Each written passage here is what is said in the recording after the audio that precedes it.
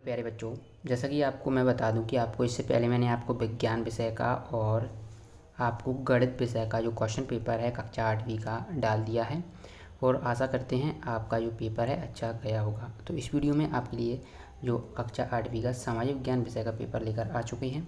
और बच्चों, एक महत्वपूर्ण बात बता दें कि टेलीग्राम पर 3000 से ज़्यादा स्टूडेंट जुड़ चुके हैं हमारे साथ, और पीडीएफ जो रहती है हम वहीं पर डालते हैं। बहुत सारे स्टूडेंट्स के कमेंट आ रहे हैं कि टेलीग्राम वो आप पीडीएफ कहाँ पर देते हो। तो टेलीग्राम ग्रुप रहता है, एक टेलीग्राम ग्रुप एक ऐप करके आता है, उसको आपको प्ले स्टोर से डाउनलोड कर लेना होता है। बिल्कुल सेम व्हाट्सएप जैसा ही होता है, कुछ आपको अलग नहीं करना होता है। उसकी जो लिंक रहेगी जो आप मेरे जो ग्रुप की है उसको डिस्क्रिप्शन बॉक्स में देख पाएंगे। जैसे ही आप उस पर क्लिक करेंगे तो आप ज्वाइन हो जाएंगे। ओके, ज्वाइन कर लीजिएगा। तो चलिए इस वीडियो में ये क्वेश्चन पेपर हम आपको बता देते हैं, आंसर भी बताएंगे। ये क्वेश्चन पेपर पहले मैं आपको क्वेश्चन पेपर बता देता हूँ, क्योंकि ये आप एक बार क्वेश्चन पेपर ज़रूर देख लें किस तरीके से ये क्वेश्चन पेपर आया है। वो टोटली हम सभी क्वेश्चन के आंसर बताएंगे। जैसे आपको ये मैप बनना बताएंगे, है ना। तो ये अंटार्कटिका महाद्वीप कहाँ पर है, जैसे कि आप जानते हैं, ठीक है। तो यहाँ पर हम बताएंगे कि अंटार्कटिका महाद्वीप ये होता है, ये आपका आर्कटिक है, ये आपका एशिया है, ठीक है। और ये आपका क्या अफ्रीका है, ये नॉर्थ अमेरिका है, और ये क्या साउथ अमेरिका है। तो हम सब कुछ बताएंगे। बस वीडियो को अगर आप पूरा देखोगे तो आपको बिल्कुल समझ में आएगा और एक एक प्रश्न का उत्तर आपको मिलने वाला है। तो वीडियो को ध्यान से देखें और आपको इस चैनल को सब्सक्राइब जरूर कर लें।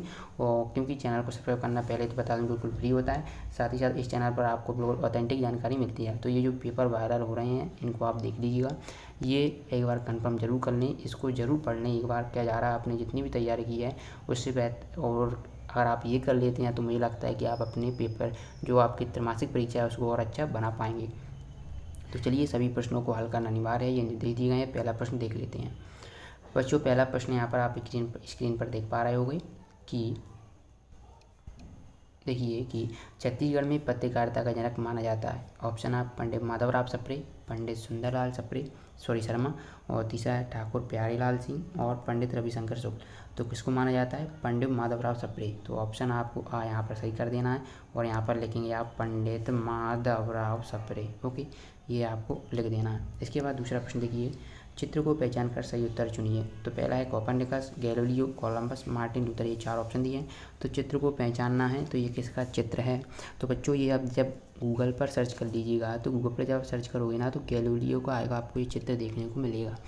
ओके, तो यहाँ से आप गैलीलियो का देख पाएंगे। ओके, चलिए इसके बाद देखिए प्रश्न 3। अब आप अपने घर से दुकान गए, वहाँ से आपने ब्रेड पैकेट, दूध पैकेट, चाय पत्ती पैकेट खरीदा और घर लौटते समय सब्जी वाले से टमाटर खरीदा, तो आपको किस वस्तु पर जीएसटी नहीं देना पड़ेगा। तो बच्चों देखिए, सब्जी आपने क्या इस ठेले वाले से खरीदा है तो वो तो जीएसटी लेगा नहीं, तो आपको यहाँ पर टमाटर आपका बिल्कुल सही हो जाएगा, क्योंकि आपको जीएसटी नहीं देना पड़ेगा, तो टमाटर पर नहीं देना पड़ेगा। जबकि जो और सभी वस्तुएँ हैं वो तो क्या सरकार द्वारा दी जाती हैं और जो कि जीएसटी के अकॉर्डिंग ही आपको दी जाती हैं। तो वहाँ पर जितनी भी वस्तुएं हैं, जैसे जो कि आप ऑनलाइन शॉप से खरीदते हैं, जितनी भी किराने वाली हैं, तो वो सब जीएसटी कट के ही आती हैं, है ना। तो आपसे जीएसटी इंक्लूड कर लेते हैं। ओके, चलिए अगला देखते हैं। आप श्याम सिंह हैं, आपको सेशन कोर्ट यानी सत्र न्यायालय से सजा सुना दिया गया है। यदि आप फैसले से संतुष्ट हैं तो न्याय पाने के लिए आप किस न्यायालय की अपील करेंगे। तो ऑप्शन है उच्च न्यायालय, सर्वोच्च न्यायालय, तहसील न्यायालय और पंचायत। ओके, तो यहाँ पर जब आप करोगे तो ये मुझे थोड़ा डाउट लग रहा है, तो इसका मैं आंसर आपको पीडीएफ में बता दूंगा। अगला देखिए, नहीं तो आप अगली वीडियो का इंतजार करें, बहुत जल्द आपको संपूर्ण सॉल्यूशन की वीडियो मिल जाएगी। अगला देखिए, नवीकरणीय संसाधन है। तो नवीकरणीय संसाधन, तो ऑप्शन पहला है जल, वायु, मृदा, कोयला। ओके, तो ये 4 ऑप्शन दिए गए हैं।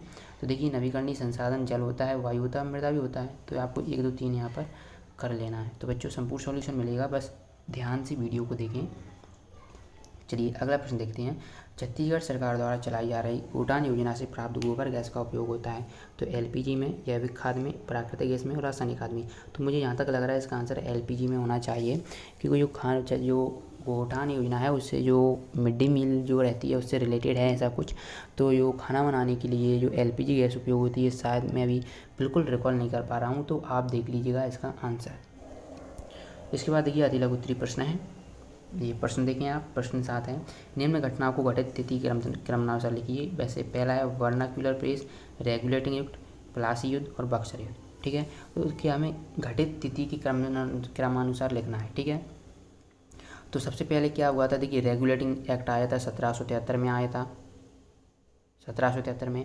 प्लासी का युद्ध हुआ था, ये हुआ था 1657 में, ठीक है। इसके बाद बक्सर का हुआ था और इसका आपको देख लेना वर्नाक्यूलर प्रेस, ठीक है। जो आपको बिल्कुल जो डिटेल में नोट्स वाई जो PDF में मिलेंगे वो आपको टेलीग्राम ग्रुप पर मिल जाएगा, ठीक है। तो फटाफट से ज्वाइन कर लीजिए। आपको टेलीग्राम ग्रुप ज्वाइन करने में कुछ मुझे लगता है कि अगर दिक्कत हो तो आप मुझे कमेंट बॉक्स में बता दीजिएगा। इसके बाद अगला प्रश्न देखिए, भूमकाल विद्रोह कब और कहाँ हुआ था, इस विद्रोह के 2 कारण लिखिए।